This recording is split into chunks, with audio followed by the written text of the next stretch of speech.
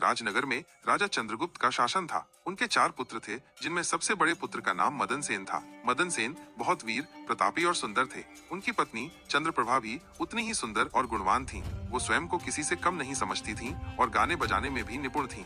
एक दिन राजा चंद्रगुप्त किसी बात पर क्रोधित होकर मदन सेन को 12 वर्ष का वनवास दे देते हैं। ये समाचार सुनकर मदन सेन उदास मन से महल लौटते हैं। चंद्रप्रभा उनकी उदासी देखकर कारण पूछती हैं। मदन सेन बताते हैं कि उन्हें देश निकाला मिला है और वे उनसे विदा लेने आए हैं। ये सुनकर चंद्रप्रभा बेहोश होकर गिर पड़ती हैं। मदन सेन उन्हें जैसे तैसे होश में लाते हैं।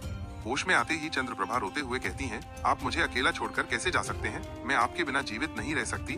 मैं भी आपके साथ चलूंगी। पहले तो मदन सेन उन्हें समझाने का प्रयास करते हैं कि परदेश के कष्ट वे सहन नहीं कर पाएंगी, लेकिन चंद्रप्रभा की दृढ़ता देखकर वे उन्हें अपने साथ ले जाने का निश्चय करते हैं। अगले दिन दोनों महल छोड़ देते हैं और एक जंगल में जा पहुँचते हैं। लंबी यात्रा से थककर वे एक बरगद के पेड़ के नीचे आराम करने लगते हैं। ठंडी हवा के झोंकों से उन्हें नींद आ जाती है, लेकिन तभी एक विषैले सांप चंद्रप्रभा को डस लेता है।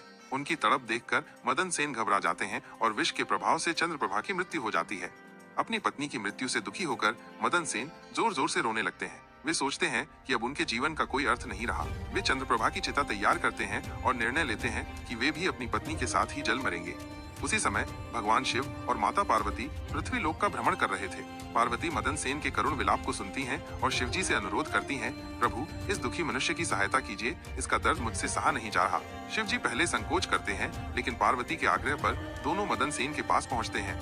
शिवजी उनसे पूछते हैं, हे युवक, तुम इतना क्यों रो रहे हो? मदन सेन रोते हुए अपना दुख बताते हैं कि उनके पिता ने उन्हें देश निकाला दिया और अब उनकी पत्नी सांप के डसने से मर गई है।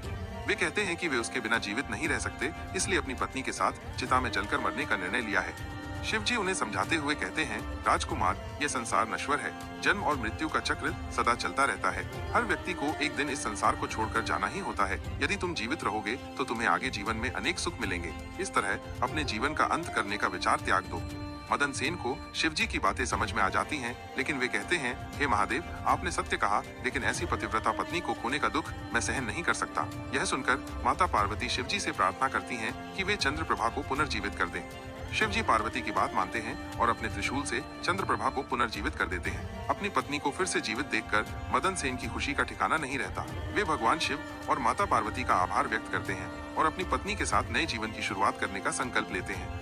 ये कहानी हमें सिखाती है कि प्रेम और त्याग का सही अर्थ क्या है और जीवन में धैर्य और विश्वास बनाए रखना कितना महत्वपूर्ण है।